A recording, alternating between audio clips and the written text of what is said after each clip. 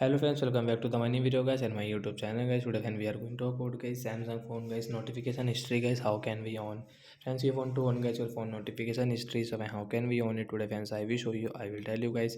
So before starting video friends, first of all go and subscribe the channel guys. Click the bell icon, like the video. So friends, we will on our phone setting. After on phone setting, we will on a phone search bar. We will search a phone notification history. So we will search here phone notification history. We will search here. Friends, you can see phone notification history.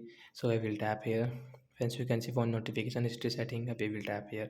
Friends, you can turn on the see recent and this notification setting guys. So guys, you can on and guys no recent notification, but guys, when notification will come, so guys you can check guys your phone recent notification history.